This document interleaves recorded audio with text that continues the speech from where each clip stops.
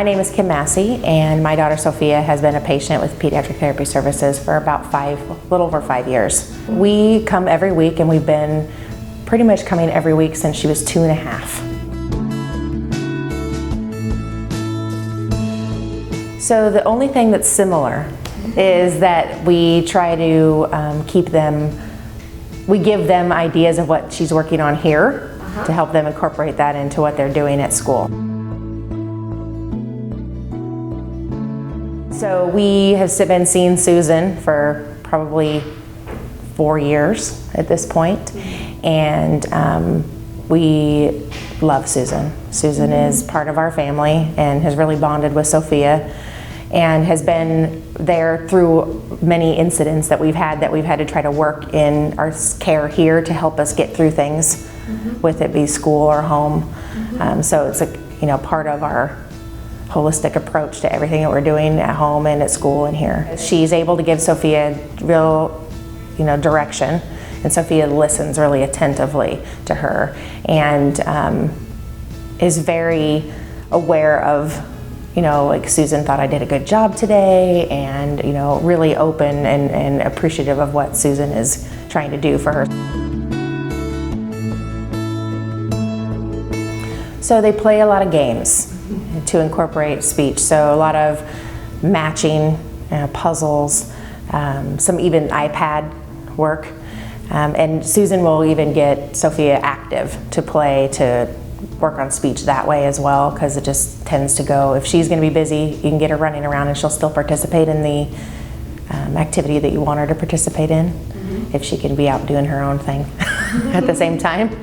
I haven't gone into a meeting with them for quite a while because I let them do their own thing. She tends to listen better when Mom is not there.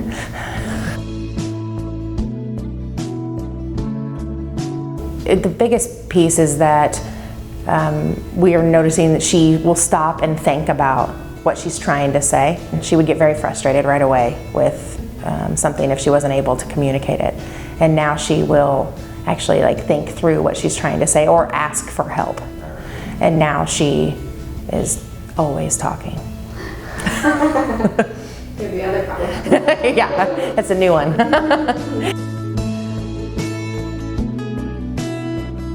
My family really is tuned in to Sophia, and so they notice it. I mean, every time we're together, it's all, when we kind of do the exchange at the end of the night, they're just, talk about how great she's talking and making sense with her words. You can sit down and have a full conversation with her about all sorts of things now, where before we wouldn't be able to do that. Homework is a big one. In the beginning of the school year, we could maybe work on homework for maybe 10-15 minutes with a reading or writing assignment before we would just have a complete shutdown of that assignment or that activity. And now she is excited to read all the time and proud to show us that she can say the word. So it has made a huge difference in just our day-to-day activities with, whether it be, doing homework or just, in general, trying to understand steps and what we're working on and how we got there.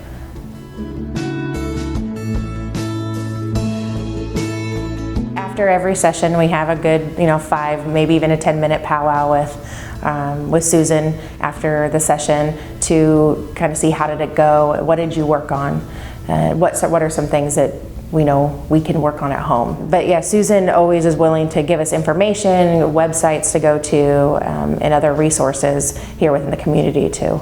And I sometimes will just call in during the week if I have questions that come up, or something arises with school that I need some assistance. I've always been able just to call, and I've been able to speak to Sophia's therapist at any time and get assistance, and even including helping us build storybooks and things like that to help us get through different things that arise.